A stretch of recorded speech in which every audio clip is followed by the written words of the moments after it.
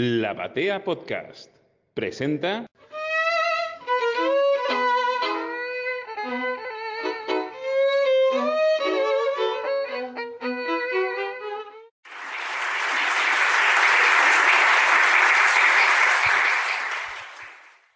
Bueno, primero que todo, buenas tardes, noches. Segundo, por ahí yo ya sabía que había un flyer con un horario 19 horas. En mi Instagram algunas personas me preguntaron por mensaje directo. Yo les aclaré que había dicho que era a las 8. La mayoría de las charlas anteriores, todas las charlas anteriores fueron a las 7, pero yo tenía un inconveniente laboral, básicamente. Termino de trabajar a las 7 y era muy difícil que llegase a las 7. Me quería asegurar estar presente cuando tenía que estar presente. Así que mis disculpas a todos los que están acá esperando hace un rato. Y después cuando lleguen los que vieron el flyer de las 8, les pediré disculpas a los que llegan más tarde, ¿no? Anda, esto sí. No, y me repetís las preguntas que me hagas ahora. Exactamente, yo te voy a volver a hacer las mismas preguntas, pero vos tenés que reaccionar igual, obviamente. O tenés la posibilidad de reaccionar diferente, que no está mal. O sea, a la misma pregunta contestar diferentes cosas. Puede ser también, ¿eh? Es una buena opción. Sí, depende de las preguntas que me hagas. Bueno, no necesito decir que estamos frente a uno de los grandes maestros de la historieta argentina y de la historieta en general, el señor Horacio Altuna, ¿no? Esta charla, a diferencia de las otras, surgió bastante más de improviso y espontánea e informalmente en un cumpleaños de un amigo común. Y acá estamos con Horacio porque Horacio con muy buena intención me dijo que sí. Sí, yo espero una trampa, pero bueno. No hay ninguna. Vamos a ver. Bueno, vamos a empezar la charla. Los que han estado en las otras sabrán que en líneas generales lo que tratamos es de charlar un poco abiertamente acerca de tu vida. No de la mía, sino de tu vida. Por lo tanto, a mí lo que me interesaría saber es cómo empezó todo esto. Allá a lo lejos, el Horacio, jovencito, que dibujaba. Pará, que tengo 82 pirulos. Oíme, si nos vamos a remontar, han pasado muchos gobiernos, bueno. Empecemos porque, digamos, profesionalmente, entre comillas, empecé en el 65. Pero así, ¿cuándo vos empezaste a dibujar? Digamos, ¿cuándo querías dibujar? ¿Cuándo sentiste que querías ser dibujante? Bueno, yo empecé a dibujar como todos los chicos, siendo muy chiquito, y creo que a todos los chicos les gusta dibujar, ¿no? Entonces yo no era una excepción y comencé dibujando siendo así, 4 o 5 años. Pero siempre tuve la afición y cuando estudiaba ya en el secundario, estudiaba en el colegio secundario, mis apuntes de matemáticas o de historia estaban dibujados también, ¿no? Pero no era un alumno excepcional. Y por el otro lado, siempre tuve esa afición, nunca estudié dibujo. ¿Sos autodidacta? Sí, bueno, sí, pero yo digo que los que nunca tuve un maestro en forma escolástica, digamos. Nunca aprendí en forma escolástica, pero nadie es autodidacta, porque yo tuve... Los grandes maestros son los que conocemos todos, ¿no? El mundo del cómic, Argentina ha sido maravillosa, entonces ¿Quiénes eran esos maestros? Esos que mirabas de pibe, esos que te daban ganas de dibujar. Bueno, cuando era muy chiquito empecé con Flash Gordon, con las historietas de Alex Raymond, después fue Milton Caniff, y un poquito más tarde con Horacero, un poquito antes todavía con Mr. X, ya me empezó a gustar Pratt, ¿no? Y Breccia. Esos son mis grandes maestros referenciales, digamos, ¿no? Pero siempre he estado vinculado al mundo del cómic y me ha gustado todo. Es decir, es aluvional lo mío, porque siempre me ha gustado el cómic y siempre he estado viendo el material que salía publicado y tengo todavía muchísimo material de todo eso que me gusta y lo sigo gozando. Sí, te salto un segundo cronológico porque acabas de decir algo que te lo iba a preguntar más adelante, pero que noto que el origen está en el origen. A mí soy un fanático de tus recomendaciones en X, ¿no? En Twitter. Entiendo que es tu manera de relacionarte, ¿no? Sí, en Twitter todos los días publico posteo a grandes dibujantes e ilustradores de todo el mundo y de todas las épocas. Y es lo que me gusta, ¿no? Y se ve que tiene nunca publico nada mío, nunca. Salvo, por ejemplo, la invitación, el flyer de la biblioteca, que sí lo posteé hoy. Pero en general nunca posteo nada de mi autoría. Y yo creo que pego en algún punto de la sensibilidad de la gente que le gusta el dibujo, porque tengo muchos seguidores. Tengo más de 200.000 seguidores. Lo que eso es mucho. Lo que sucede es que, siendo un curioso de buscar dibujantes, te diré que me has hecho descubrir a mí en lo particular un montón de dibujantes con esa tarea informal que llevas. Es que antes los descubría yo también, porque hay muchísimo material que yo no desconocía totalmente. Entonces, en esa búsqueda, la base de datos mía es Pinterest o ArtStation o alguno de esos sitios de internet. Pero yo busco fundamentalmente en Pinterest, y ahí es aluvional también todo lo que hay como para nutrirse de nuevos autores. Y yo tengo la paciencia, tengo un ejercicio ya, una gimnasia para buscar esos autores. Y después te voy a volver vamos a volver a esta parte del presente y cómo ves el presente y los autores que vas descubriendo. Pero allá, me dijiste año 65. Sí. Es la primera vez que publicás. Sí. ¿Cuándo y dónde? Bueno, yo venía de fracasar como dibujante, como estudiante de Derecho y como granjero, porque había tenido una granja de pollo. ¿Como granjero? Sí, y la fundimos y mi socio era Gianni Dal Fiume. Yo te conté lo que Gianni nos dijo cuando estuvimos en la casa, ¿no? No sé, espero que no haya develado nada que... Nos jugó una apuesta que teníamos que descubrir, nos iba a mostrar un dibujo y teníamos que descubrir de qué gran artista de la historieta mundial era ese dibujo. Y no lo descubrimos. No lo descubrimos. Que es la primera página que dibujaste para él. Para Gianni. ¿Para Gianni? Sí. Ah, cretino, ¿y la tiene? La tiene. No sé con qué pretende. Debe ser horrible. Se la tengo que sacar y quemar. Lo primero, como fracasamos en nuestro intento de ser granjeros, Gianni me veía dibujar. Me dice, ¿por qué no dibujas? Yo te puedo presentar, qué sé yo. Bueno, y me presentó finalmente a una editorial infame que funcionaba abajo de la cancha de Huracán, que era esa editorial fue nombrada acá por varios que han participado. Famosa porque no pagaba a nadie, era tristemente célebre. Y resulta que ahí empecé a publicar y hacía una historieta que tenía el título de la revista, que era Supervolador, que era un superhéroe, que era un calco con algo muy parecido a Superman, y era horrible, y todo mal, todo era muy, muy... a mí, yo cuando vi por primera vez mi trabajo publicado, yo tomé conciencia de que yo era muy malo. Y después con el tiempo, pero ese dibujo estaba bien, yo no lo hice. Eso debe ser de Mangiarotti o de Ennio, eso es posterior. También era malo, pero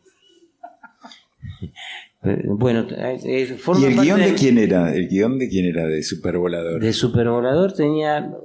El primer guión creo que fue un amigo también de Gianni y mío, de General Rodríguez, que se llamaba Antonio Díaz. Y era muy malo todo. Pero además el asunto es que era todo malo, pero el editor mío tampoco pagaba, ¿no? Entonces, todos son jóvenes acá, entonces tendrían que haber visto lo que era la parte de abajo de la cancha de Huracán en el 65, ¿no? Era un ambiente. La primera vez que mi padre me llevó ahí, me dice, le digo, ¿me llevas a la editorial? Nosotros vivíamos aquí, pero le digo, ¿me llevas a la editorial? Bueno, me dice, ¿dónde queda? Abajo de la cancha de Huracán. Y le extrañó. Pero cuando vio el ámbito estaba donde la quema, se ¿no? desarrollaba, Estaba la quema, todo. No, era sórdido. Pero abajo de la cancha de Huracán era jodido, era un ambiente bastante deprimente, ¿no? Y cuando vio donde presuntamente trabajaba yo, mi padre decía, ¿y acá trabajar? ¿Para aquí trabajar? ¿Para esto? Sí, aquí es la editorial. Y bueno, yo no sé la impresión que sea. Bueno, pero yo sé que un brillo en los ojos se apagó en la cara de él, ¿no? ¿Vos cuántos años tenías, Horacio, en ese momento? Yo tenía, soy del 41, tenía 23, 24 años. Y nada, además alguna vez he ido a cobrar y había gente esperando antes que yo para cobrar, ¿no? Que no eran dibujantes. Y yo me acuerdo que yo vi, pero juro por mis hijos, vi al tipo que estaba antes que yo, que entró, puso una pistola arriba ¿cómo es? Del escritorio de José Alegre, que se llamaba, que seguramente era un seudónimo, y Alegre se llamaba. José Alegre se llamaba el editor. Qué bueno que se llame Alegre. Sí, y tristemente alegre. Tristemente alegre. Puso la pistola y yo lo vi. Y obviamente no cobré porque se llevó todo lo que había. Así que bueno, la historieta es dura. Después de esa primera incursión historietística profesional, que a rigor de verdad, si no cobraste nunca, no sería profesional, digamos, aunque claro, intentaste cobrar. Mis primeros trabajos como profesional fueron amateur. Tal cual, no cobré. Bueno, alguna vez cobré ahí, sí, es verdad. Pero era muy poquito, no. ¿Y de ahí a dónde te vas? ¿De ahí cuál es tu próxima De ahí publicación? estuve merodeando en editoriales que eran muy pequeñas en aquel entonces, que tenían poco tiraje. Pero mi entrada a Hollywood fue cuando entré en Columba, ¿no? ¿Y eso en qué año fue? Y habrá sido empecé en el 65, habrá sido en fines del 66 o por ahí, más o menos. ¿Y llegaste vos por cuenta propia? ¿Llegaste por conocidos en común? No, yo llegué por cuenta propia. La muestra que yo llevaba era un plagio muy bien hecho mío. Había plagiado a un dibujante italiano que se llamaba Gino D'Antonio, y a Presa, que era el encargado de ver el material de los autores, le gustó mucho Gino D'Antonio. Yo lo había plagiado y me dio trabajo. Y lo que yo recuerdo de esa vez es que estuve esperando éramos dos, que estábamos esperando que nos dijera si le gustaba mi trabajo o no. El otro dibujante que estaba esperando también el fallo de Presas era un dibujante extraordinario, era Balbi. Y a mí me aceptaron y a Balbi no. No te puedo creer. Entonces, ¿Y Balbi después hizo carrera? Sí. Bueno, era un hombre era un hombre con alguna dificultad de relación o lo que sea, pero era un gran dibujante, un dibujante excepcional. Y cuando me aceptaron a mí y lo rechazaron a Balbi, yo pensé, ¿dónde estoy? ¿No? ¿Qué ha pasado acá? Pero bueno, Después, con el tiempo, Balbi trabajó en Columba. ¿Y cómo fue el primer trabajo que te dan? ¿Que te dan un guión? ¿Te dan un guión que tiene relación con la muestra que vos hacés? O sea, la muestra de No, que no. A mí me dieron un guión y durante los años que estuve en Columba me daban guiones. Yo no tenía ningún control de calidad sobre lo que me daban. Entonces he hecho guiones horribles, dibujado guiones espantosos y mi dibujo acompañaba, porque yo no realmente veo aquel material y no. ¿Y qué temática? ¿Variada? Yo hacía muchas historietas deportivas. Muchas historietas deportivas. Que las guionaba Robin Wood. Sin personaje fijo. No, sin personaje fijo. Y te hago una consulta, porque vos decías con verdadera modestia que tus trabajos acompañaban el rudimento del guión. Sí. Pero, ¿y cómo fue? Porque digamos que después yo creo que aprendiste bastante a dibujar. Los trabajos se volvieron un poco mejores. Creo que todos los que estamos acá más o menos tenemos la cabeza reseteada con tus laburos. Claro, lo que pasa es que yo no soy diferente del resto de los colegas. Nadie nace sabiendo y fui evolucionando, y a mí yo me di cuenta cuando empecé a dibujar que eso era lo que yo quería hacer, ¿no? No quería ser ni abogado como había pensado mi padre que iba a ser, ni yo lo que quería era dibujar. Y en aquel entonces, felizmente, había fuentes de trabajo. Entonces, tuve las facilidades de la época, como todos los colegas que se iniciaron en aquella época. Pero además teníamos la inmensa fortuna de tener grandes maestros que ya publicaban. Entonces las referencias que teníamos eran Breccia, Mottini, Arturo de Castillo, Prat. Entonces, cuando vos me decías autodidacta, bueno, autodidacta se puede decir, no sé, yo no me considero autodidacta porque yo tuve esos maestros. No sé qué hubieran opinado ellos de mí como alumno, pero ellos fueron mis maestros, ¿no? Entonces, siempre es mi homenaje personal, porque yo sin ellos, si tengo alguna virtud como dibujante, soy un heredero de lo que pude aprender de ellos. Sí. Opino a todos nos pasa lo mismo. Que todos somos... los dibujantes somos así. Sí, estoy totalmente de acuerdo. Y de ahí, de Columba, o sea, ¿qué pasa? ¿Vos publicás en Columba cuánto tiempo? ¿No? ¿Cuántos años? 8 o 9 años. 8 o 9 años. Sí. ¿Y de allí a dónde? Bueno, yo empecé una especie empecé a estar en la Asociación de Dibujantes de Argentina. Y ¿De qué año a qué año?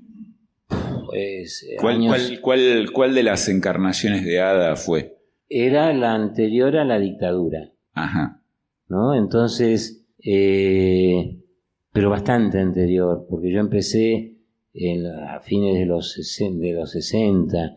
Cacho Mandrafina debe saber cuándo fue, porque íbamos juntos. En los primeros 70s, ¿no? Sí, 72, 73, sí. Por ahí. Porque íbamos juntos ahí, y yo teníamos en aquel entonces muchas, queríamos cambiar el mundo, ¿no? Entre otras cosas, y cambiar la situación de los dibujantes, y luchábamos por los derechos, y eso no lo abandoné nunca. Y en aquel entonces nos planteábamos hacer, fíjate vos, pedir personalidad gremial para los dibujantes, pero además que nos devuelvan los originales y todo eso, porque ninguna editorial devolvía los originales. Entonces yo, como un tipo muy con una vanidad bastante grande, pensé, voy a plantear eso en Columba, pensando que me iban a decir, que íbamos a negociar, ¿no? Yo digo, no, quiero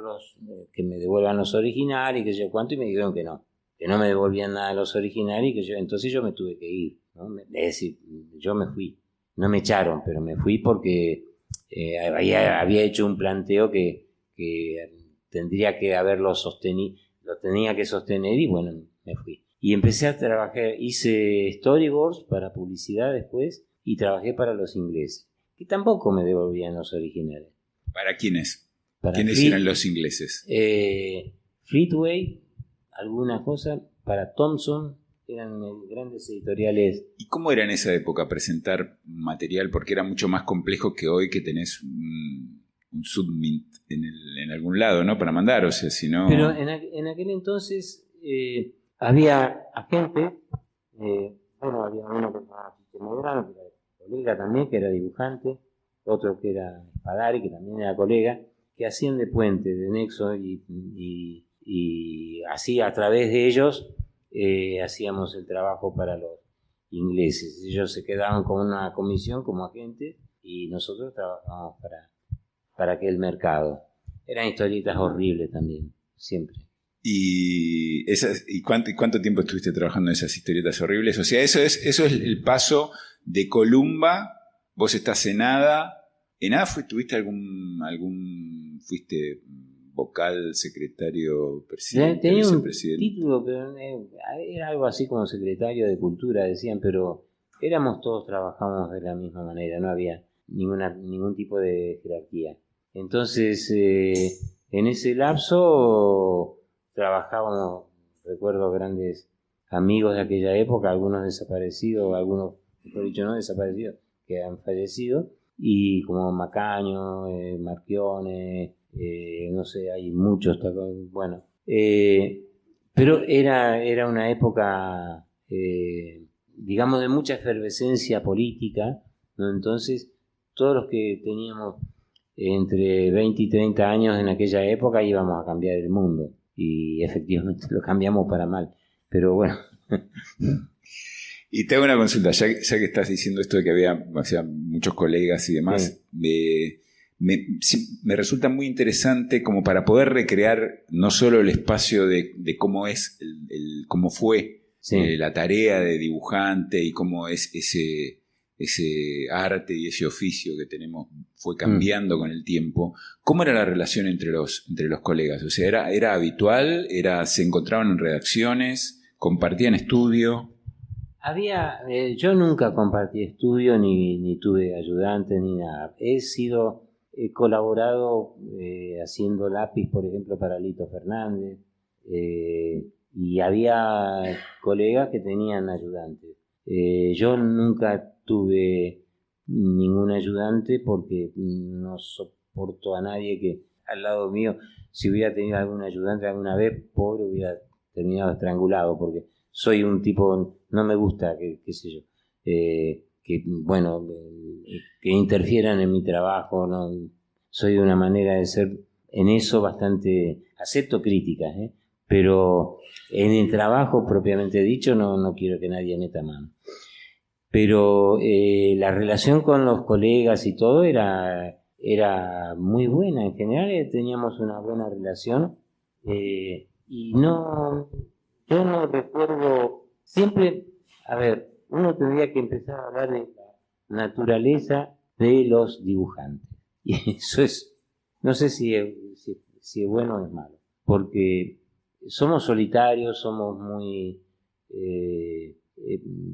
nos gusta encontrarnos con los colegas, pero realmente hay una manera de ser nuestra, no sé si en el mundo del humor es igual, pero por lo menos en el mundo del cómic, la percepción mía es que somos mucho más introvertidos, trabajamos más en soledad. Hay algunos colegas que trabajaban en estudios con otros colegas, pero la gran mayoría de los dibujantes que yo conozco del mundo del cómic trabajan solos. Nosotros, como me preguntás, nosotros en general trabajamos en soledad y bebemos en compañía, digamos. Sí, a mí me gustaría más beber en compañía de los colegas, pero tampoco. No hay, no se dan esas ocasiones. Pero siempre cuando hay reuniones, cuando hay ferias, cuando hay salones de cómic y todo eso, siempre decimos, ¿por qué no nos juntamos más? Y qué sé yo. Pero no nos juntamos, no. Y el mundo del cómic en general no es gregario. Es decir, hacer una asociación de dibujantes es muy difícil, porque somos muchos, pero no estamos juntos. Y somos muy reacios a perder el tiempo en cosas que por ahí que son de gestión, ¿no es cierto? Entonces es muy difícil para nosotros establecer ese vínculo con el medio y con las necesidades de la profesión y del trabajo, ¿no? Y resulta que ese tipo de cosas se mantienen todavía en el tiempo. No ha cambiado nada. Y te pregunto, de lo que sí cambió, vos viniste haciendo, volviendo a aquella época, vos venías haciendo trabajos primero con este señor Alegre, después para Columba, después para los ingleses, y así.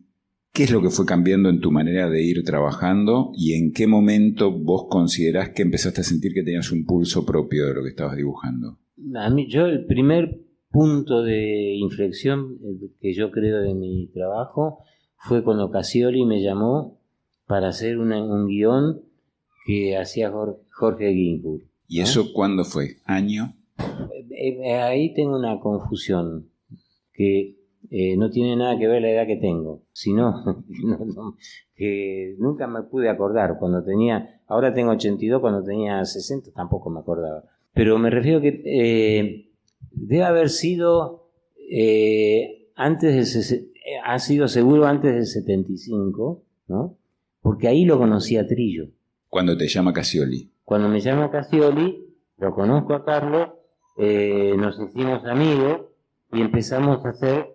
Bueno, nos hicimos amigos, él estaba trabajando, firmaba en aquel entonces, y yo tenía un círculo así de más o menos de amigos que me empecé a frecuentar, que frecuentábamos él y yo, en donde estaban, Ginsburg, Amengual, autores de aquella época.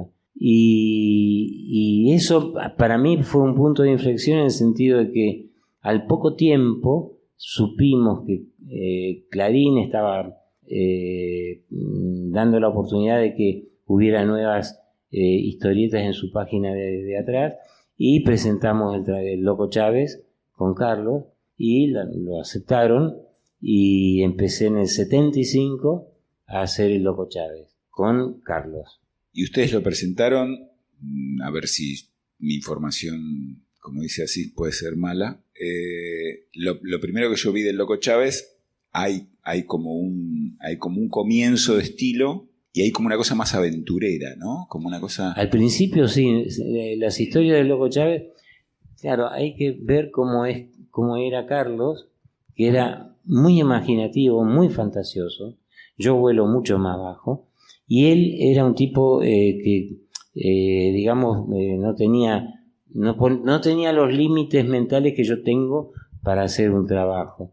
Y él hacía la historieta que habíamos planteado al principio, era de un periodista aventurero que andaba por el mundo haciendo cosas más o menos de mucha aventura. Y yo quería hacerlo en Buenos Aires y costumbrista, y por una concesión que hizo Carlos conmigo, lo trajimos a Buenos Aires. Y yo creo que la primera historieta, el primer episodio que hicimos con ambientación al cabo de 6 meses más o menos, con ambientación en Buenos Aires, a mí me parece que dio un puntapié inicial a lo que fue todo después, porque Loco Chávez era una historieta costumbrista y con relación con el mundo habitual, con la realidad más o menos de la ciudad.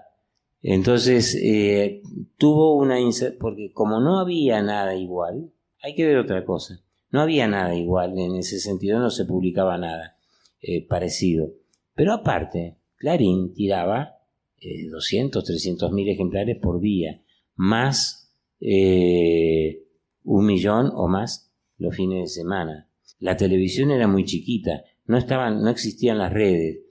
La última página de Clarín, éramos todos estrellas, más allá de las virtudes y defectos de lo que producíamos, ¿no? Porque no es que éramos todos buenos, habíamos los que éramos menos buenos que otros, ¿no es cierto? Entonces, claro, pero la exposición a la que estábamos expuestos ahí en esa página nos daba una popularidad y una difusión notable. Y te hago una consulta con respecto a la tarea en sí misma, porque hasta ahí vos venías haciendo páginas de historieta con entrega periódica. Sí. Y acá pasaste a hacer tira diaria con continuará, sí. Con un continuará implícito. Sí. ¿Cambió tu manera de trabajar? Porque hay como una dinámica a la hora de cuando uno tiene que hacer una tira diaria, sobre todo cuando tiene la obligación narrativa de una historieta. Sí, lo que cambia es que tu fecha de entrega es cada 24 horas, ¿no? Entonces, lo único que uno, en el caso mío, lo único que podía hacer es adelantar un poco, pero tampoco los editores que me conocen y mis amigos y mis colegas que saben de cómo trabajo, no soy un tipo muy cumplidor, ¿no? Siempre he estado al límite en las entregas, ¿no? Y en alguna oportunidad en Clarín me mandaban en moto a un cadete para buscar la tira que yo tenía que entregar, ¿no? ¿A qué hora entregabas? ¿A qué hora tenías que entregar? Y yo entregaba tarde siempre, pero alguna vez, y en época de la dictadura, y cuando con Carlos teníamos alguna duda de que, pero no era porque no hacíamos nada audaz ni nada por el estilo, sino que teníamos alguna duda que nos pudieran decir algo, entregábamos a última hora para que no la vean nadie, porque claro, en aquel entonces ¿cómo se llama? La censura, en época de la dictadura, no venía de arriba para abajo, era casi horizontal, ¿no? Entonces uno entregaba y había gente de redacción responsable de lo que se iba a publicar, que ya tenían la censura en su cabeza y nos decían esto no va. Es decir, no era el director que nos decía eso no puede ir. Había gente de planos medios que nos decían, no, a ver, ¿qué están haciendo? Entonces, eso es lo que evitábamos, entregando a última hora. Pero no fue una cosa muy de siempre. No éramos ni audaces ni nada por el estilo. Y te hago una pregunta bien de dibujante. Yo lo que noto en el recorrido del Loco Chávez, en tu dibujo, que hay como un clic definitivo del estilo. Es como que el estilo viene, si se me permite, como más estructurado y en un momento dado la línea se pone como que fluye más, hay una manera diferente, incluso por momentos usas trama, por momentos trama incluso de arquitectura, pero noto como una plasticidad que surge ahí. ¿Eso tiene que ver con la continuidad del trabajo? Y sí, la gimnasia esta de dibujar una tira diaria te da una cierta habilidad para trabajar, para enfrentarte al papel, y por el otro lado, si te gusta dibujar, si esa es tu vocación, hay cosas interiores que también te mueven a mejorar y todo eso, que es lo que me pasaba a mí. Y yo he mejorado, yo considero que he mejorado de Supervolador al Loco Chávez. Hay un trecho que es inocultable, ¿no? Uno dice, esto era una mierda, pero esto es bueno, menos malo, ¿va? ¿Y cuánto tiempo duró el Loco Chávez? El Loco Chávez duró desde el 75 hasta el 87. Del 75 al 87. Yo tengo una pregunta. A mí alguna vez me contaron que se mandaban mensajes de tira a tira. Alguien me contó. Alguien conocido tuyo también. Cuando iban a discutir un sueldo, cosas por el estilo, se hacían saber de una tira a la otra. ¿Pues esto es cierto? Sí. Yo tenía un diálogo bastante fluido con el negro Caloy. Se mandaban mensajes como en clave, ¿no? Se hacían saber. Sí, nos llamábamos también, pero nos encontrábamos y, es decir, el personaje que yo hacía, Valderi, en El Loco Chávez, era el director del jefe de redacción, que era Citrinblum. Además, asumido por Citrinblum. Él sabía, ¿no? Entonces, además, digamos, el papel que jugaba Citrinblum como jefe del Loco Chávez era, en la realidad, jugábamos que era el papel que desempeñaba Citrinblum con nosotros, ¿no? Entonces, había chistes que inclusive con él como protagonista, ¿no? Entonces, alguna vez esa tira la tiene Citrinblum porque se la di.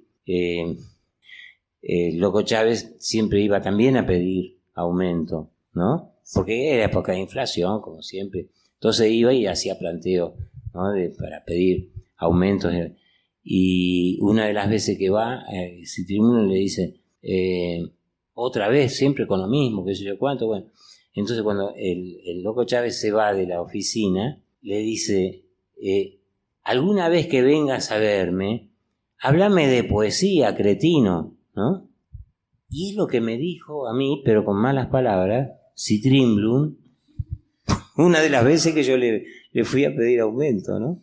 Que al negro me dijo con malas palabras, no, irrepetible. Se pueden repetir, pero... Y te hago una consulta. La construcción de todos esos personajes, sí. Tanto los personajes que iban a formar parte del Loco Chávez, como los principales y los secundarios, Malón, Pampita, ¿cómo sucedieron? ¿Hubo una conversación con Carlos acerca de cómo se tenían que ver fisonómicamente? Sí, con Trillo nos juntábamos un par de veces o 3 por semana y en un bar, y hablábamos de lo que íbamos a hacer. Prácticamente no había textos no había un guión, ¿no? Era muy hablado entre nosotros, era todo hablado. Entonces cuando yo me ponía a dibujar, el texto lo ponía yo porque era una cosa ya previamente hablada. Y los personajes fueron saliendo de esa manera. Malone fue un invento que se le ocurrió a Carlos, que era un amigo común, que era Guillermo Sacomano, el escritor, que a él no le gustaba medio que salí como personaje, y aún ahora no me lo reprocha. Y los personajes fueron así. Valderi era Citrinblum, y los personajes así más secundarios también tenían algún rasgo de algún amigo, no tan identificable. Pampita, por supuesto, no existía. No, era imaginación pura. Y te pregunto, mientras que estaba sucediendo el Loco Chávez, ustedes como dupla creativa empezaban a trabajar, o sea, se ampliaban las fronteras. ¿Qué otras cosas estaban haciendo? Sí, empezamos a trabajar también para humor, y empezamos con Charlie Moon, después Merdichevsky, Las puertitas del señor López, y yo ahí en ese momento ya me fui a Europa, a España. ¿Y cómo fueron los inputs de cada uno de esos? Porque me los nombraste así como títulos al pasar, pero son títulos todos bastante importantes. Charlie Moon, la idea de Carlos era hacer un personaje que se desarrollase aquí en Argentina, y se iba a llamar Juanito Luna, y que iba a tener la misma historia de Charlie Moon, pero lo conversamos, y como queríamos empezar a vender en el exterior, lo hicimos como americano, pensando en venderlo en Europa o en Estados Unidos, y le pusimos Charlie Moon y lo ambientamos en Estados Unidos, ¿no? Después del Merdichevsky, a mí siempre me fascinó Woody Allen, y el mundo urbano y policial, así, siempre me gustó mucho. Entonces juntamos eso e hicimos una historieta con humor a la manera de Woody Allen, modestamente. Y el último recreo fue el último trabajo que hicimos juntos estando yo aquí. Lo terminé ya en España y es una historia que se le ocurrió a Carlos totalmente y que es la que todos conocen, o la mayoría conocen, que es la de un mundo distópico donde hay una peste o algo así que mata a todos los a todos los mayores a todos los que empiezan a tener un despertar sexual, digamos, ¿cierto? Todos los que crecen, todos los que pasan de la adolescencia. ¿Y las puertitas? Y las puertitas también comenzamos con una historia, hay un antecedente pero yo no me acuerdo muy bien, pero la idea que teníamos era eso, ¿no? De hacer un personaje pusilánime, cobarde, que no, incapaz de modificar la realidad, que tenía una mujer despótica y él era un tipo absolutamente cobarde. Entonces todo eso hacía que él sea un hombre miedoso y sin arrestos, ¿no? Entonces, como cuando la realidad lo superaba y lo aplastaba, él se escapaba. Y su escape era meterse en el baño, ¿no? Y vivir una fantasía. Y en la fantasía, que él pensaba que iba a mejorar su realidad, en la fantasía también le iba mal, ¿no? Y cuando huía de esa fantasía que él había creado y que también le iba mal, volvía a la realidad y la realidad lo terminaba de destrozar, ¿no es cierto? Entonces, eso en la época de la dictadura tenía una lectura que toda la gente, nosotros al principio no lo veíamos así, pero la gente le encontraba una lectura de lo que nos pasaba a todos, ¿no? De que todos teníamos miedo, no nos animábamos o no había manera de modificar esa realidad aplastante y tratábamos de tener salidas o escapes, pero que esa no era una salida, ¿no? Que digamos la realidad se te imponía de cualquier manera. Todos estos son trabajos en donde, incluso el Loco Chávez, en donde la temática y lo que querían hacer es idea de ustedes, no es el medio pidiéndoles algo, ¿no? O sea, Sí, no, ustedes, siempre pensando nosotros, sí. Bien. Sí. Y te hago una consulta, vos dijiste el último recreo y a mí me parecía interesante parar ahí un segundo en el último recreo, pero para también otra vez meterse en el tema de dibujante y de historietista. A mí particularmente me parece que allí empezás a hacer una experimentación de puesta en página muy fuerte. Sí. ¿Sí? Eso es pretendido, o sea, eso vos empezás a buscarlo. Sí. ¿Se te ocurre a vos? ¿Viste algo te generó? Para mí me parece algo muy, muy revolucionario, que tal vez no hubo mucho relevamiento sobre eso. Siempre tuve ganas de preguntarte. Yo veo ahí un recorrido que creo que logra su máxima expresión en ficcionario, o en ficcionario se termina de moldar.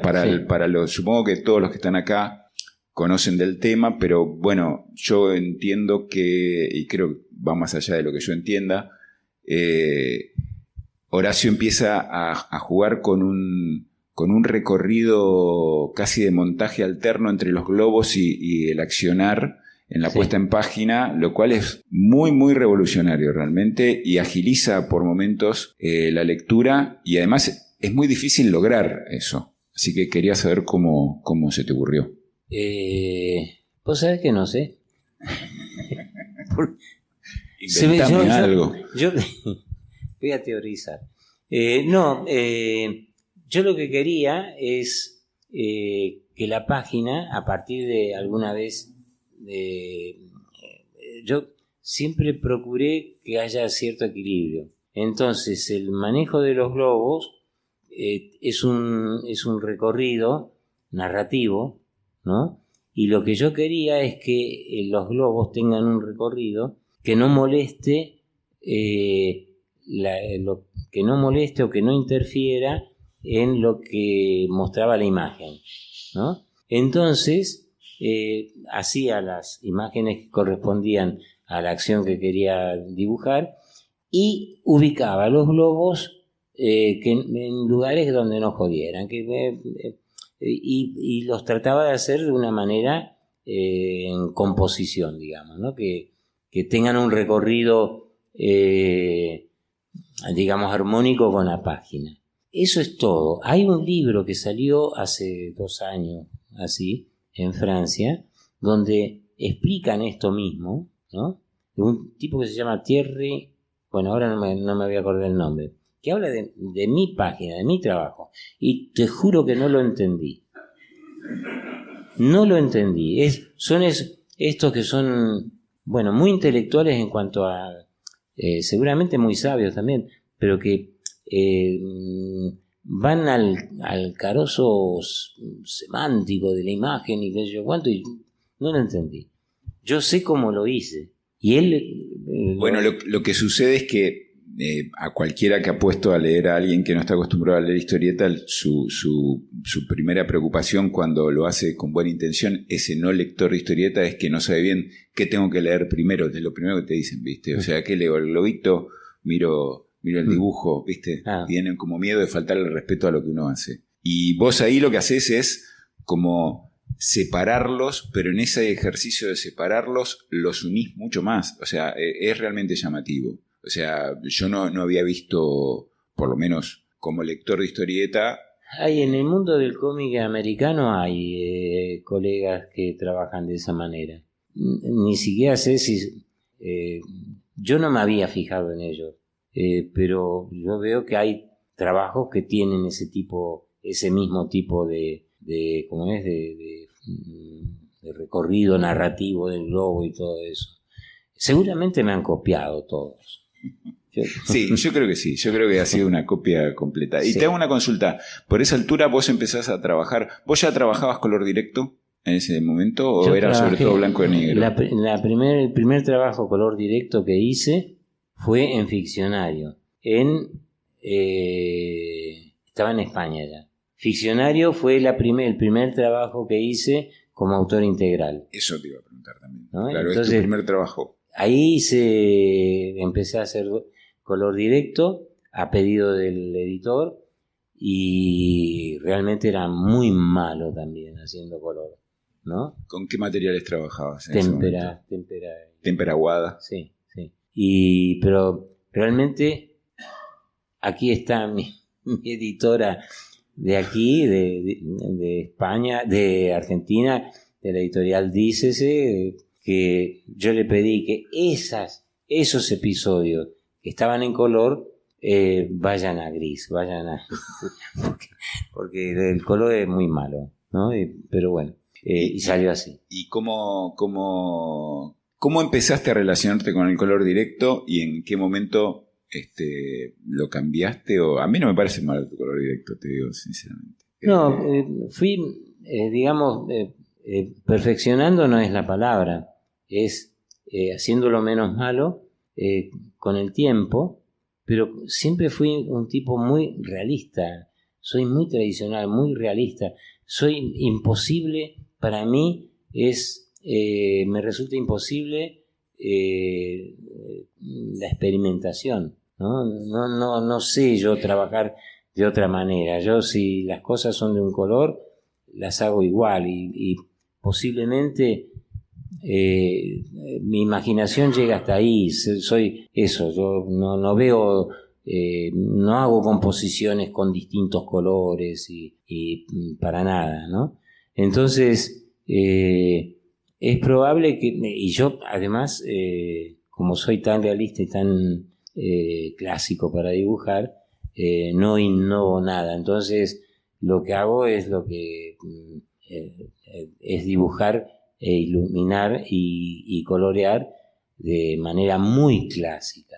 Así que yo envidio y admiro a los que pueden romper la forma o los que son más audaces en el uso del colorido, ¿no? Nine a mí me decía: lo malo de vos es que siempre trabajás para publicar, no trabajas para vos, no experimentás. Y tenía razón. Y te pregunto, vos que trabajaste siempre para publicar, vos estamos plantados en Ficcionario, tu primera obra integral, vos ya viviendo en España. Sí.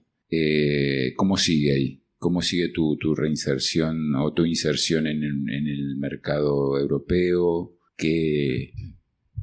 Bueno, hice trabajos para el mercado español y algunos de esos trabajos empezaron a venderse en Francia e Italia. Bueno, yo siempre, todos los dibujantes argentinos hemos publicado en Italia, ¿no? Porque es una correa de transmisión que hemos tenido entre España e Italia, entre Argentina e Italia, que viene de los años 50. Entonces nosotros nos hemos nutrido de algunos maestros italianos, ¿no? Como Prativo, Pavone, Campani, Battaglia, Topi, y nosotros, los dibujantes argentinos, han hecho escuela en muchos colegas italianos, ¿no? Y eso lo dicen los mismos italianos, en revistas que se publicaban en Italia. Entonces yo empecé a publicar, yo siempre había publicado en Italia, y empecé a publicar, incursioné en el mercado francés. Pero ahí vuelve otra vez mis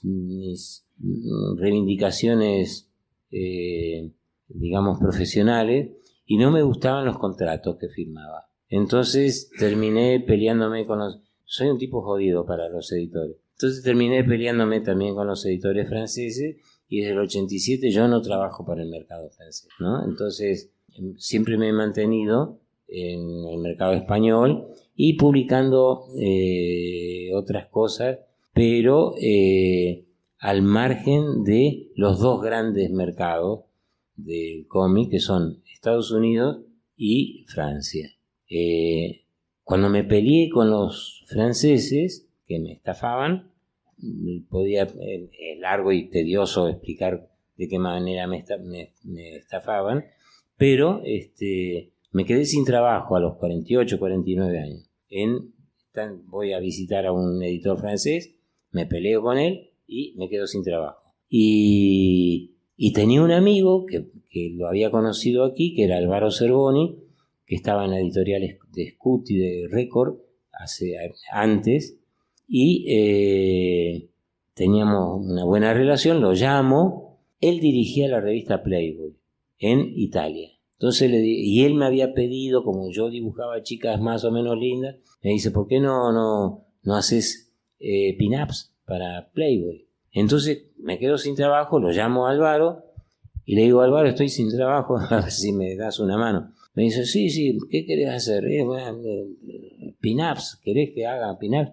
Dice, ¿por qué no haces una historieta? ¿Y cómo una historieta? Sí, hace una historieta, 4 páginas, una con humor, 4 páginas, sexys, ¿no?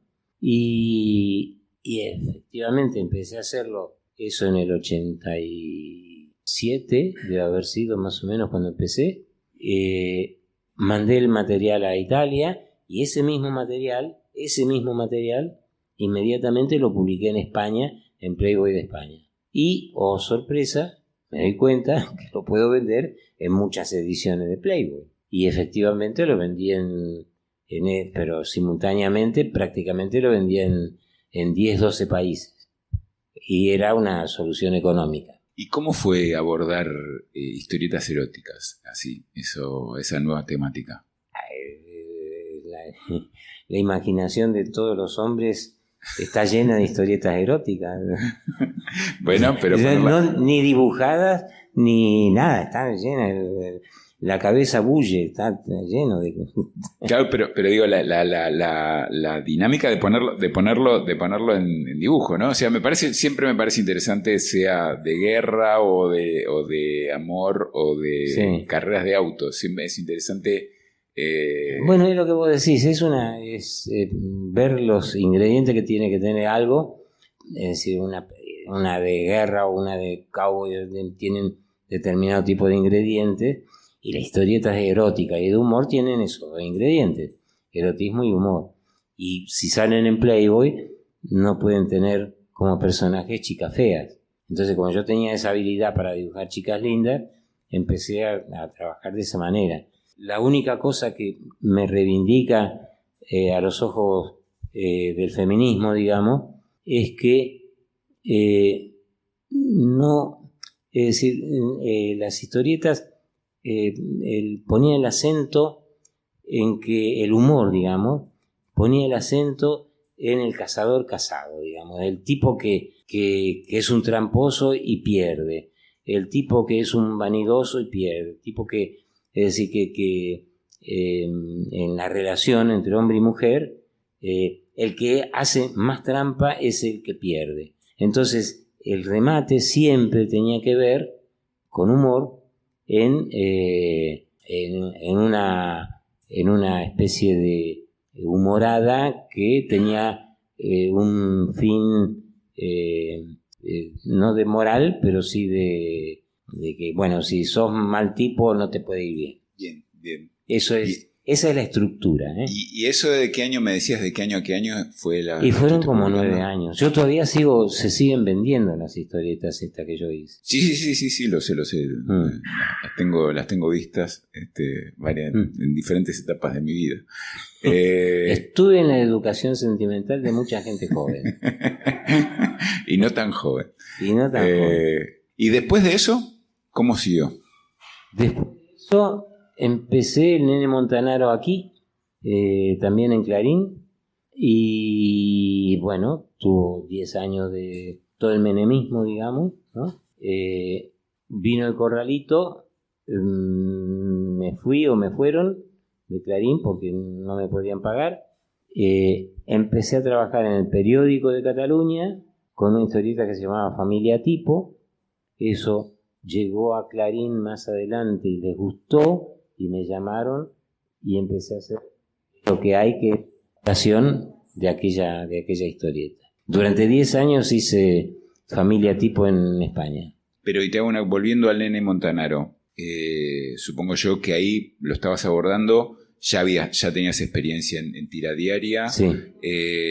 ¿Cuánto se modificó de tu idea original en la dinámica de la tira el Nene Montanaro? O sea, ¿cómo...? El Nene Montanaro era como el Loco Chávez, nada más que era más joven y la realidad era distinta, ¿no? Y si cualquiera que lee el Nene Montanaro, que ha leído o que ha sido atento, era profundamente antimenemista. Muy jugada. Y tenía era mucho más audaz, porque hay episodios con hijos, con desaparecidos, con hijos de desaparecidos, con gays, en ese sentido era bastante más audaz de lo que hubiera permitido obviamente en la época del Loco Chávez, eso no se podía hacer. Pero eso que fue resultando, ¿vos lo tenías desde el principio o fue algo que fue sucediendo que te fue pidiendo la tira? No, eso es una cosa que yo quería hacer, siempre he querido hacer. Es decir, a mí me parece que para mí el dibujo, el cómic, es un medio de expresión. Entonces, cada cual lo utiliza como quiera, ¿no? Y a mí me parece que si yo podía, o en ese momento yo tenía ganas de dar un mensaje político con humor y todo eso, lo hice, ¿no? No tuve ninguna cortapisa. Pero eso me parece que también es una idea que tengo. En toda mi trayectoria, a mí no me gusta la violencia. Es muy difícil que encuentren violencia en mis trabajos. Puede haber alguna violencia más, pero en todo el Loco Chávez hubo una escena de violencia, que es Malone le pega una trompada al Loco Chávez porque cree que el Loco Chávez le está levantando a la mina. Punto. Y nada más. En 13 años. En el Nene Montanaro otro tanto. Es lo que hay, o Familia Tipo, todo eso, nunca hubo escenas de violencia. Y siempre es así. Y también tenés trabajos por esa época más o menos como guionista. Sí. ¿Cómo fue ser guionista? Porque yo siempre hice los guiones que hicimos con Trillo, lo hicimos juntos. No es que Trillo me entregaba el guión. Yo cuando estaba en España también era todo hablado. Era previamente, yo venía mucho de Argentina y había un trabajo conjunto que Yo no tengo guiones escritos por Carlos, nunca. Siempre, todo lo que hemos hecho, todo, ha sido junto. Yo me siento coautor de todo lo que hicimos, no solo en dibujos, sino también en el guión. Siempre me gustó hacer guiones. Y yo tengo muchísimos guiones hechos que no he dibujado, ni voy a poder dibujar porque no me va a alcanzar el tiempo. Pero aparte, si yo encuentro dibujantes que me gusten, yo les daría, y ellos acepten los guiones que yo hago, yo se los daría con gusto. Pero a mí siempre me gustó ser guionista. Yo doy una parte, para mí es fundamental el contenido narrativo de lo que hago. Me estabas contando cómo fue ser guionista, que siempre fuiste guionista. Vi por ahí Hot the Lake, que se reeditó ahora, y demás. El primer trabajo que vi como guionista es con Jorge González, ¿puede ser? ¿O ese? Sí. ¿Sí? Bueno, te paso y contamos un poco.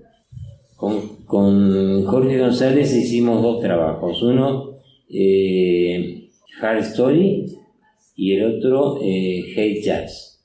Y utilicé la misma manera de trabajar, o prácticamente, que tenía con Trillo, que era, bueno, sobre todo fue mucho más estructurada con Jorge, porque eso ya fue un planteo más técnico para hacer el trabajo. Entonces, yo tenía una idea general de lo que quería contar. Se la conté a Jorge le gustó, lo aceptó, y empezamos a hacer un desglose, como una escaleta, página por página, de lo que se tenía que ver de la historia que queríamos contar. Casi viñeta por viñeta, casi cuadro por cuadro, qué era lo que se tenía que ver en general y todo eso. Entonces, una vez hecho todo el guión de esa manera, Jorge fue, lo hizo, lo dibujó y finalmente me lo dio y yo le puse el texto al final. Así lo hicimos también con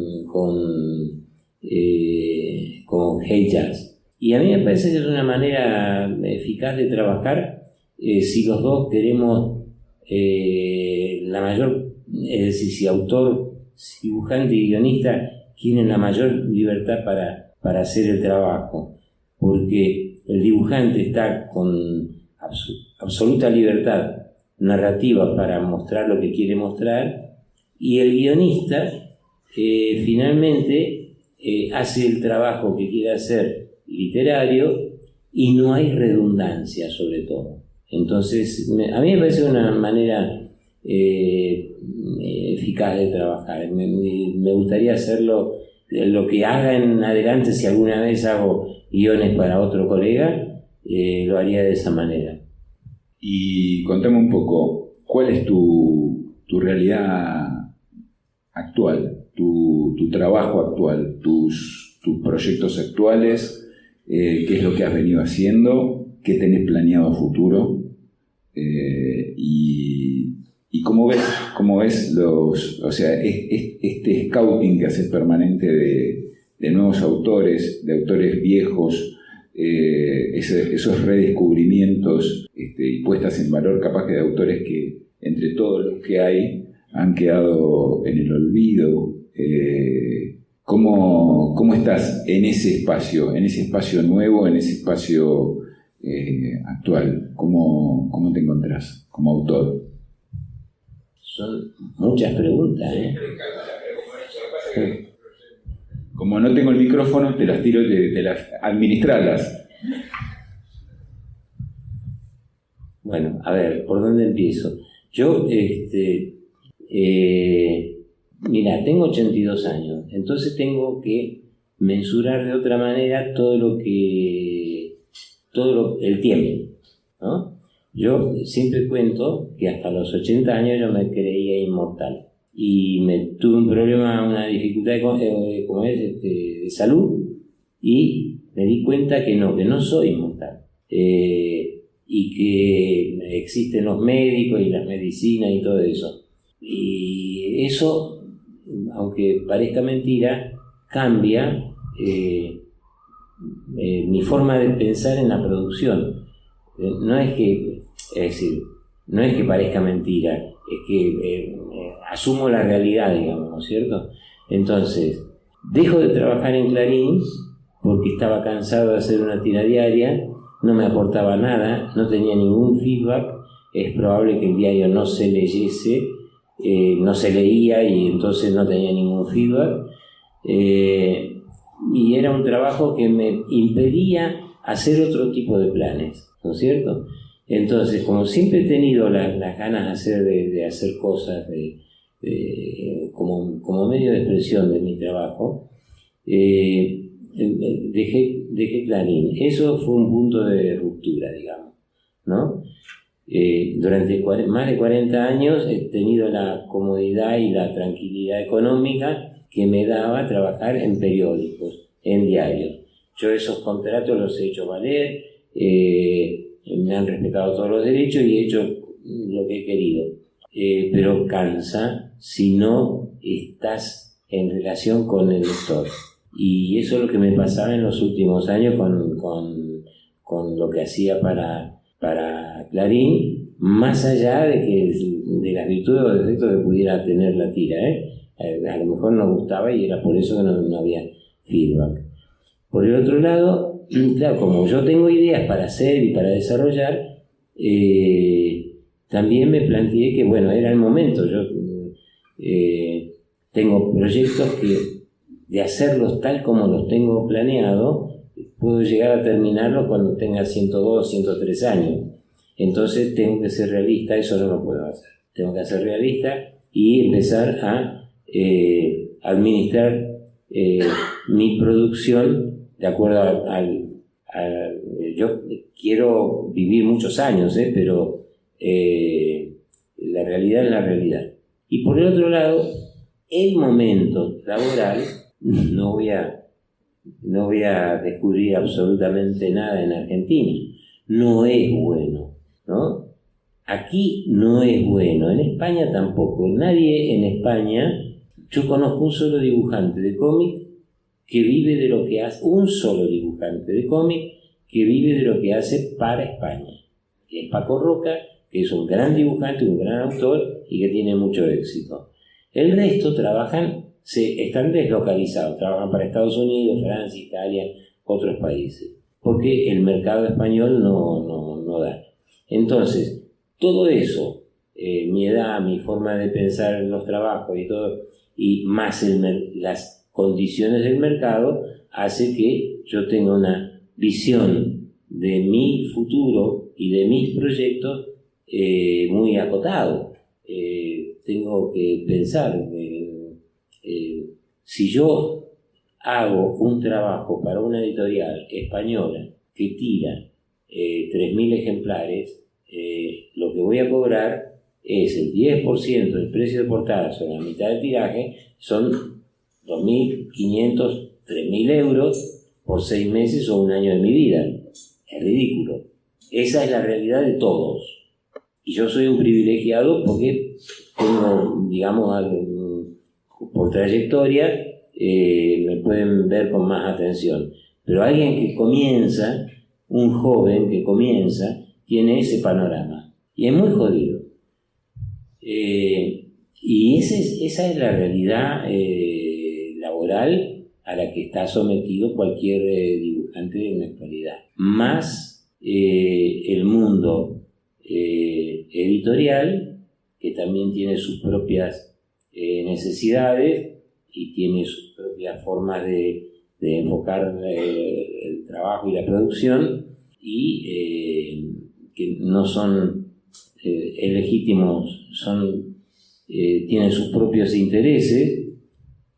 Yo siempre digo que tanto el editor como el autor queremos que el libro que hemos hecho en común se venda, pero eso no significa que haya una comunidad, sino que son caminos paralelos, no se juntan nunca, porque los intereses del editor y los intereses del autor son diferentes, más allá de apostar por la venta Y en la actualidad, claro, dadas las condiciones, todo está, el papel está más caro, se vende menos, las redes, los móviles, todo atenta contra la lectura. Todo eso hace que uno empiece a plantearse las cosas de diferente manera, ¿no? Entonces, a la hora de relacionarse con un editor, es muy difícil, digamos, conciliar los intereses del editor y los intereses del autor. Yo siempre lo digo siempre también, yo siempre que me siento a hablar con un editor que quiero que publique, él finge que me dice la verdad y yo finjo que le creo. Pero esta es una cosa que nos pasa a todos, ¿no? Y bueno, de planes tengo muchos, pero ya te digo, sería largo explicar, tedioso, y como no hay nada que puedan mostrar, es difícil, no sé cómo contestarlo. Y yendo al tema de los autores que solés publicar y solés difundir, tanto como es tu selección de los autores de antes, que tenés un montón, es increíble, realmente es increíble, es un catálogo, un archivo espectacular, realmente supongo que todos han entrado en las redes de Horacio. Es imperdible el laburo que hace, porque es un laburo, es realmente un trabajo de divulgación, es un trabajo de amor hacia el dibujo. Y cómo ves los dibujantes nuevos que descubrís, porque también eso es llamativo, porque además es algo que nos suele pasar, uno se empieza medio como a encallecer de prestar atención o se empiezan a perder cosas de vista. ¿Cómo es que haces esa tarea? A mí me parece tan virtuoso y tan talentoso como el del dibujante. No, es una búsqueda, pero hay que tener en cuenta que, a ver, lo que decía hace un rato, yo soy muy tradicional, muy clásico, yo no soy un innovador. Entre la gente que yo muestro como en dibujo y en ilustración, no hay tipos que rompan la forma, ni que son tipos que están muy apegados, son muy figurativos y no tienen, pero es por mi propia formación. Entonces, lo que yo hago es buscar ese tipo de virtudes en los colegas que posteo. Y me pasa que, obviamente, los que son ya de otros años anteriores, hay muchísimo de ese material, mucho más que ahora.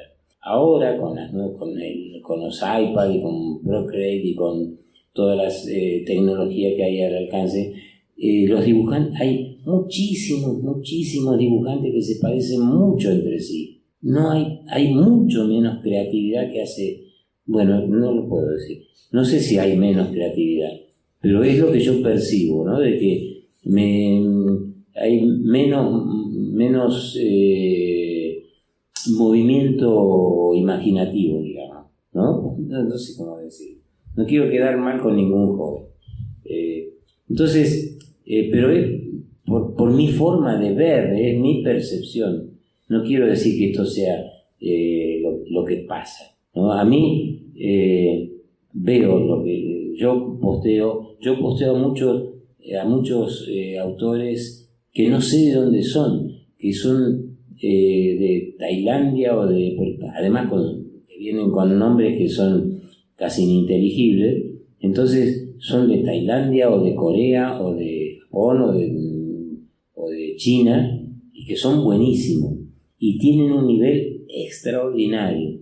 Pero yo digo, si esta gente empezase a trabajar occidentalizando su producción, trabajando para el mercado occidental, los occidentales como nosotros tendríamos que ponernos las pilas, porque nos barren, hacen así y desaparecemos, porque son de una creatividad y de una ingenio y de una técnica que son asombrosos para mí, es mi percepción.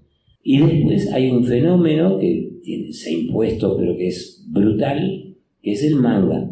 El manga ocupa el 60 al 70% del mercado editorial de cómic en Francia, en Italia, en España y en todo el mundo.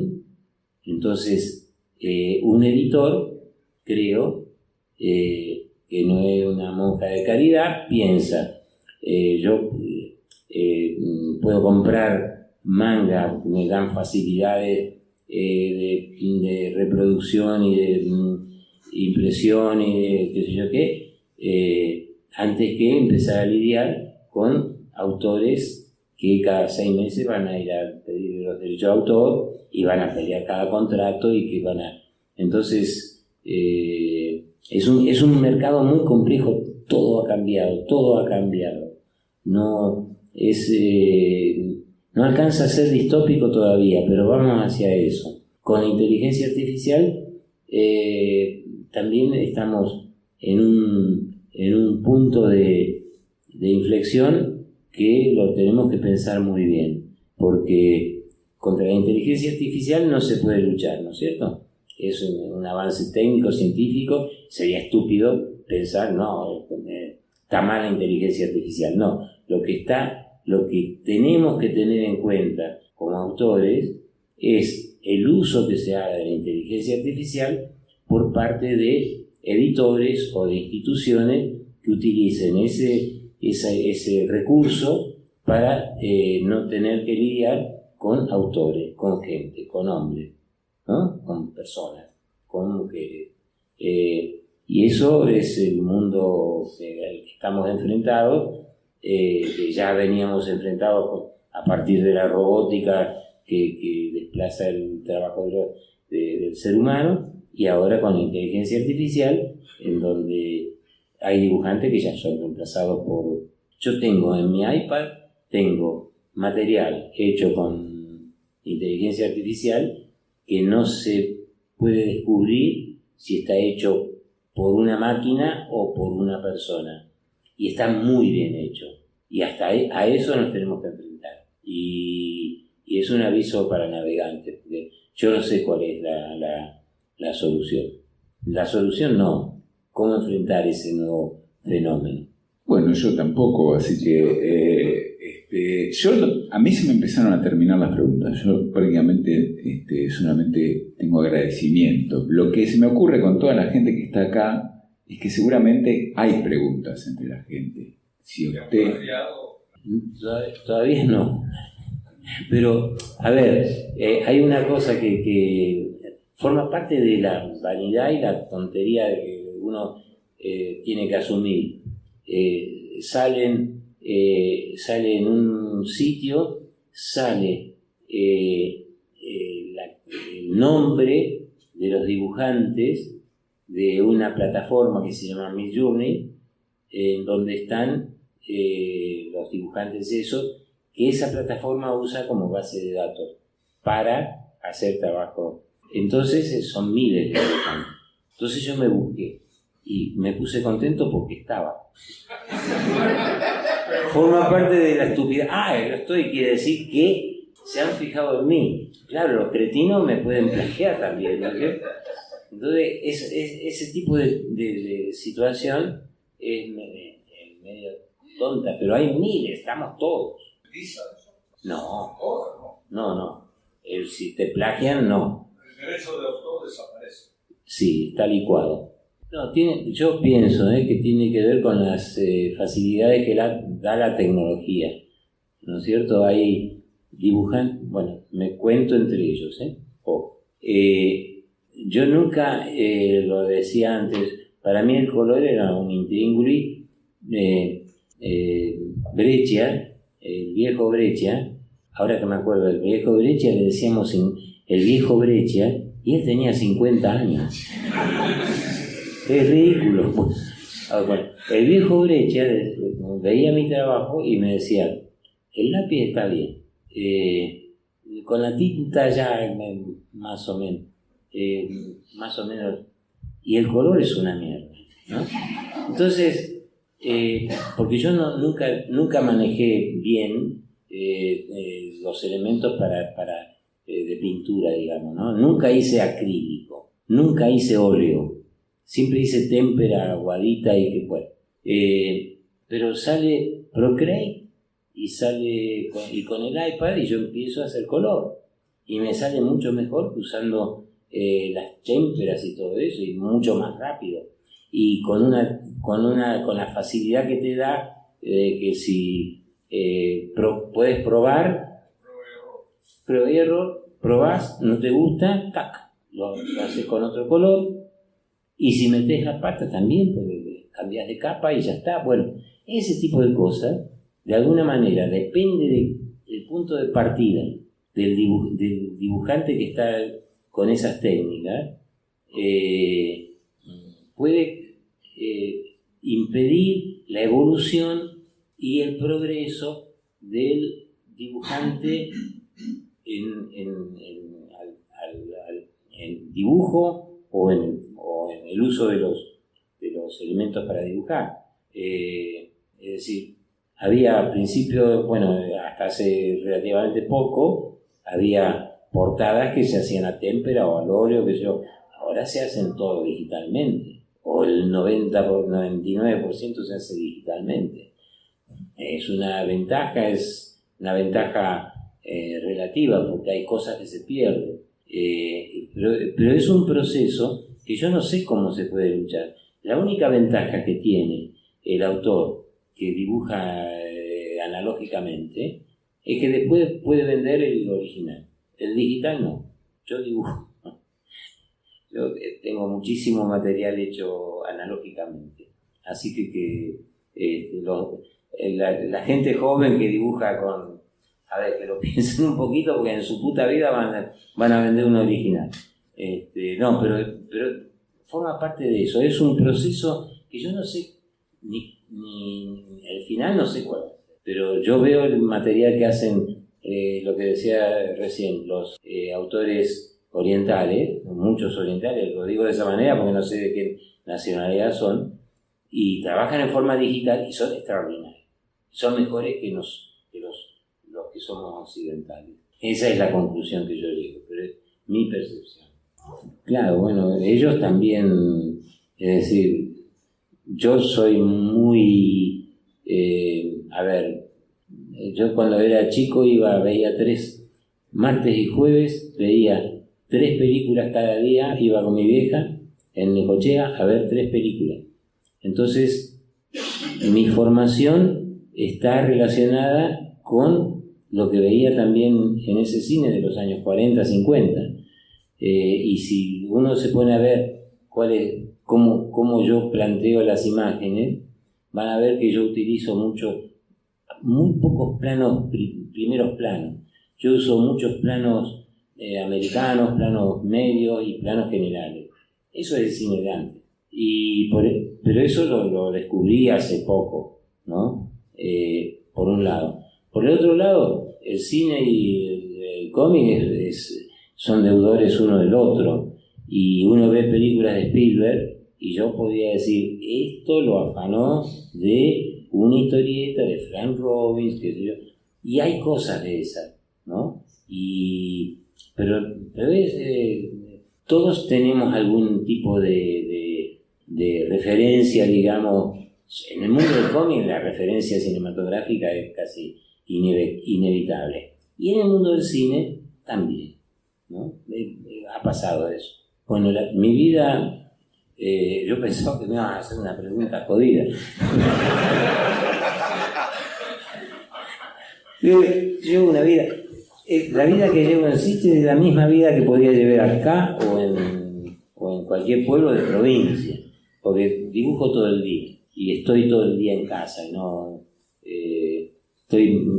si soy un tipo, tengo vida social, pero no soy un tipo así y en cuanto al cine que se ve en Sitges, es el festival de cine de terror y fantástico.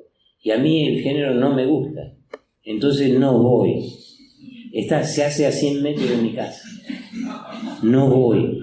Es más, una vez fui jurado del festival de cine y juro que aunque me pagasen ahora, no voy de jurado más, porque no me gusta el género. no soy un amante de lo gótico, ni de lo de terror, ni de la violencia. Entonces, Sitges es un pueblo tranquilo, fantástico, y qué sé yo cuánto. Se altera un poquito con el Festival de Cine, y el ámbito en el que yo me muevo es un ámbito exclusivamente familiar y de amigos. Tengo una vida muy tranquila. No tengo otro. Lamento no causar ningún escándalo. No doy ningún titular. Sí, en parte, yo te diría que en parte comparto lo que vos decís, pero es una percepción, por un lado pesimista, escéptica, pero tiene que haber algún punto de inflexión. Uno espera un punto de inflexión, ¿no es cierto? Porque ahora, cuando yo hacía Ficcionario, pensaba que hacía la distopía y me quedé corto, ¿no? Entonces, yo creo que hay un proceso que se tiene que dar, que se tendrán que reagrupar de alguna manera las cosas como para que uno empiece a encontrar cambios. Yo no sé de qué manera. No sé si por edad, no sé si los voy a ver, pero sí, yo voy a las librerías de cómic. Antes compraba muchas cosas, ahora no compro, ¿no? Porque no, quizá creo que lo más importante que ha dado el cómic de diferente es la irrupción de la mujer en el cómic, que es brutal, es fantástica, y después de un siglo de testosterona dentro del cómic, está bien que aparezcan las chicas y empiecen a mostrar su sensibilidad, y que eso lo más rompedor que ha pasado en el cómic en los últimos 25, 30 años. Y también digamos, que haya más historietas con temáticas adultas, eso se ha dado en los últimos años más. Pero después, todo lo que vos decís, sí, yo estoy de acuerdo, hay una especie de chatura que uno te deja un poco, es decir, es siempre, es decir, un poco desilusionante, te desanima, esa es la palabra. El problema que tengo es que no tengo tanto conocimiento ni veo tanto material argentino, porque no llega a España. Lo que llega a España es lo que rescato del mercado francés de autores argentinos, que se llama Lucas Varela, guiones de Agrimbau, bueno, de gente de aquí que publica allí. Dentro del panorama argentino seguramente tiene que haber, aquí yo una cosa que cuento siempre, en mi época, cuando yo empezaba a moverme dentro del mercado europeo, yo decía, iba a una editorial francesa o alemana, lo que sea, y yo decía, soy Altuna, entonces pensaban que era español, y bueno, me atendían, pero cuando yo decía, soy dibujante, cuando sabían que era argentino, dibujante argentino era como decir técnico alemán, es decir, jerarquizaba digamos, la nacionalidad, jerarquizaba a partir de todos los grandes maestros que ya eran nuestros antecedentes, ¿no? Ahora no sé si pasa eso, porque claro, si el mercado aquí se ha achicado, si hay menos publicaciones, los dibujantes se tienen que deslocalizar. Trabajar para el mercado estadounidense es importante, pero no es, y trabajar para el mercado europeo también, pero no hacen el trabajo de aquí, ¿no? Yo admiro a Sáenz Valiente, Miñaverri, Soria Otero, Lucas Varela. Bueno, hay muchos autores de aquí que son muy importantes, pero claro, la eclosión esa de los años 60 en Europa, ¿no? De los años así de 60, 70, de que había muchos dibujantes argentinos dando vueltas por el mundo, esto no se da ahora, pero también es cuestión de tiempo, ¿no? a ver, si cambian las cosas en el mundo, cambian las cosas en Argentina en algún momento, puede que se cambien muchas cosas que hagan que haya más producción y mejor, ¿no? Esto es, son todas las cosas van. No haya exilio. No, claro, la deslocalización de los dibujantes es de siempre, porque aquí yo soy uno que me fui a trabajar afuera, pero podría haber trabajado para afuera. Y en España la mayoría de los dibujantes trabajan para afuera. Ese ya no es un problema, el asunto es que haya dentro de Argentina las posibilidades de haber una industria editorial que publique autores argentinos y que empiecen que nosotros exportemos el material, el guión completo, la historieta completa, ¿no? No que tengamos que comprar un material hecho por un argentino con un guionista francés y que se publique acá después. No tiene que ser ese el camino, ¿no? Tiene que ser un producto integral argentino que se venda en todo el mundo. Esa es la idea. Ya está. Bueno, pido un fuerte aplauso.